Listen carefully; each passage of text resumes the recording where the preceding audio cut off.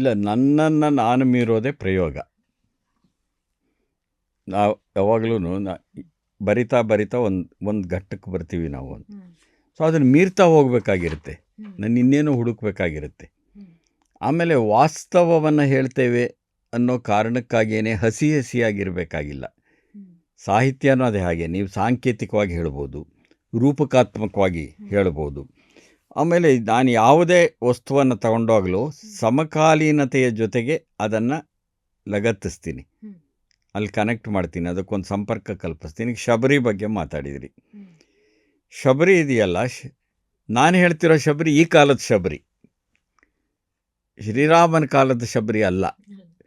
ಶಬರಿ ಕಾಯ್ತಾ ಇರ್ತಾಳೆ, ಅಲ್ಲಿ ಶ್ರೀರಾಮನನ್ನು ಕಾಯ್ತಾ ಇರೋದು ಶಬರಿಯಲ್ಲಿ. ಇಲ್ಲೂ ಒಬ್ಬ ಶಬರಿ ಇದ್ದಾಳೆ ನನ್ನ ಕಾದಂಬರಿಲಿ.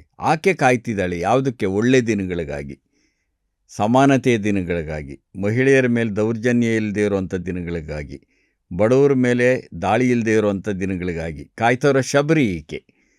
ಸೊ ಶಬರಿ ಅನ್ನೋದು ನನಗೆ ರೂಪಕ. ನೀವು ಹೇಳ್ದಾಗೆ ಒಳ್ಳೆ ಪ್ರಶ್ನೆ ಕೇಳಿದ್ರಿ ನೀವು. ಶಬರಿ ರೂಪಕ ಅಂದರೆ ಕಾಯೋದು. ನನಗೆ ಶ್ರೀರಾಮ ಅಂದರೆ ಏನು? ಶ್ರೀರಾಮ ಅಂದರೆ ಒಳ್ಳೆಯ ಒಂದು ರೂಪಕ. ಶ್ರೀರಾಮನನು ಅಂದರೆ ರಾಜ್ಯಕೋಶಾದಿಗಳೆಲ್ಲವನ್ನು ಅನುಭವಿಸೋಕ್ಕೆ ಸಾಧ್ಯ ಇದ್ದಾಗಲೂ ಸಹ ರಾಜ್ಯಕೋಶಾದಿಗಳನ್ನು ಬಿಟ್ಟು ಹೊರಗಡೆ ಬರೋದಿದೆಯಲ್ಲ, ಅದು ಸಾಮಾನ್ಯ ಸಂಗತಿ ಅಲ್ಲ. ಹೌದಲ್ವಾ? ಶ್ರೀರಾಮನೇ ಹೆಸರು ಹೇಳ್ಕೊಂಡೇ ರಾಜ್ಯಕೋಶಾದಿಗಳನ್ನು ಪಡಿಬೇಕು ಅಂತಿರೋರು ಇದ್ದಾರೆ ನಮ್ಮ ಕಾಲದ ಒಳಗಡೆ.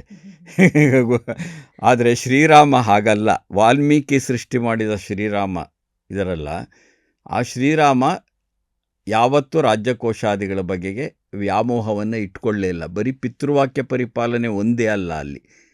ಅಂಥ ಒಬ್ಬ ಮನುಷ್ಯ, ಅವನು ಒಂದು ರೂಪಕ. ಶ್ರೀರಾಮ ಅಧಿಕಾರ ಮೋಹ ಇಲ್ಲದೆ ಇರತಕ್ಕಂಥ, ಮನುಷ್ಯ ಸಂಬಂಧಿಗಳ ಬೆಲೆ ಕೊಡ್ತಕ್ಕಂಥ ಒಬ್ಬ ರೂಪಕ. ಆ ರೂಪಕವನ್ನೇ ಅಧಿಕಾರಕ್ಕೆ ಬಳಸ್ಕೊಂಡು ಬಿಟ್ಟರೆ ನಾವು ದೊಡ್ಡ ಅನ್ಯಾಯ ಅಂದ್ಕೊಂಡಿದ್ದೀನಿ. ಆದರೆ ಶಬರಿ ಇದ್ದಾಳಲ್ಲ, ಆತನಿಗೆ ಕಾಯ್ತಾ ಇದ್ದಾದ್ರೇನು? ರಾಮ ಅಂತಂದರೆ ಒಬ್ಬ ವ್ಯಕ್ತಿ ಅಂತ ಕಾಯ್ತಾ ಇರೋದಿಲ್ಲ, ಅದೊಂದು ಒಳ್ಳೆಯತನ, ಅದು ರಾಜ್ಯಕೋಶಾದಿಗಳನ್ನು ಮೀರಿದ ತ್ಯಾಗದ ಒಂದು ರೂಪಕ. ಅದು ಅಂಥ ಒಬ್ಬ ವ್ಯಕ್ತಿ ಇದ್ದಾನಲ್ಲಪ್ಪ ಅಂತ ಶಬರಿ ಕಾಯ್ತಾ ಇರ್ತಾಳೆ.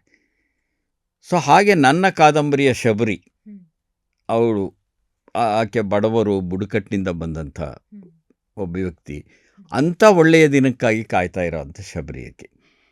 ಅಲ್ಲಿ ಒಬ್ಬ ಬರ್ತಾನೆ, ನಾಯಕ ಇರ್ತಾನೆ, ಅವನ ಜೊತೆ ಸಂಬಂಧ ಆಗುತ್ತೆ, ಕಡೆಗೆ ಅವನು ಸತ್ತೋಗ್ತಾನೆ. ಅವನ ಬ್ಯಾಗನ್ನು ತಗೊಂಡು ಇವಳು ಹೊರಡ್ತಾಳೆ. ಈಕೆ ಹೊಟ್ಟೆ ಒಳಗಡೆ ಒಂದು ಮಗು ಇರುತ್ತೆ. ಕಾದಂಬರಿ ಅಲ್ಲಿ ಮುಕ್ತಾಯ ಆಗೋದು. ಆ ಮುಕ್ತಾಯ ಆಗುವಾಗಲೇ ಅಕ್ಕಮಹಾದೇವಿದೊಂದು ವಚನ ಹಾಕಿದ್ದೀನಿ ಆ ಕಾದಂಬರಿ ಒಳಗಡೆ. ಅಕ್ಕಮಹಾದೇವಿ ನನಗೆ ಭಾಳ ಗ್ರೇಟು ಯಾವಾಗಲೂ. ಅಕ್ಕಮಹಾದೇವಿ ಏಕಕಾಲಕ್ಕೆ ರಾಜಪ್ರಭುತ್ವವನ್ನು ವಿರೋಧಿಸ್ತಾರೆ, ಬಲಾತ್ಕಾರದ ವಿವಾಹವನ್ನು ವಿರೋಧಿಸ್ತಾರೆ ಅಕ್ಕಮಹಾದೇವಿ. ನಾನು ಅಕ್ಕಮಹಾದೇವಿ ಓಡಾಡಿದ ಜಾಗ ನೋಡಬೇಕು ಅಂತಲೇ ಕದಳೀಬಾನಾಲಿಗೆಲ್ಲ ಹೋಗಿದ್ದೆ ನಾನು. 12ನೇ ಶತಮಾನದಲ್ಲಿ ಒಬ್ಬ ಹೆಣ್ಣುಮಗಳು ಒಬ್ಬ ರಾಜನಿಗೆ ಮದುವೆ ಮಾಡಿಕೊಡ್ತೀವಿ ಅಂತ ಹೇಳಿದಾಗ ಹೋಗೋದು ಉಂಟು. ಮದುವೆ ಆಗಿದ್ದರೂ ಆಗಿರಲಿಲ್ಲ ಅಂತ ವಾದಗಳಿವೆ ನಮ್ಮಲ್ಲಿ. ಕನ್ನಡ ಸಾಹಿತ್ಯದಲ್ಲಿ ಸಂಶೋಧಕರು ಮಾಡಿದ್ದಾರೆ. ಆದರೆ ಕೌಶಿಕನ ಜೊತೆಯಲ್ಲಿ ಇದ್ದಿದ್ದು ನಿಜ ಅಂತಂತೂ ಹೇಳ್ತಾರೆ. ಕೌಶಿಕನ ಜೊತೆ ಹೋಗಿ ಅವನನ್ನು ಧಿಕ್ಕರಿಸಿ ಹೊರಗಡೆ ಬರ್ತಾಳೆ. ಅಂದರೆ ಒಬ್ಬ ರಾಜಪ್ರಭುತ್ವವನ್ನು ಧಿಕ್ಕರಿಸೋದು ಅಷ್ಟು ಸುಲಭ ಅಲ್ಲ, ಒಂದು. ಎರಡನೇದು, ವಿವಾಹ ಅನ್ನುವ ಸಂಸ್ಥೆಯನ್ನೇ ನಿರಾಕರಿಸ್ತಾಳೆ ಆಕೆ. ನನ್ನ ಗಂಡ ಅಲ್ಲಿದ್ದಾನೆ, ಶಿವ ನನ್ನ ಗಂಡ ಅಂತ. ಇದು ಬಹಳ ವಿಶೇಷವಾದ್ದು ಅಂತ ಅಕ್ಕಮಹಾದೇವಿ ವಚನದ ಮುಖಾಂತರವಾಗಿ ಆ ಕಾದಂಬರಿ ಮುಕ್ತಾಯ ಆಗುತ್ತೆ.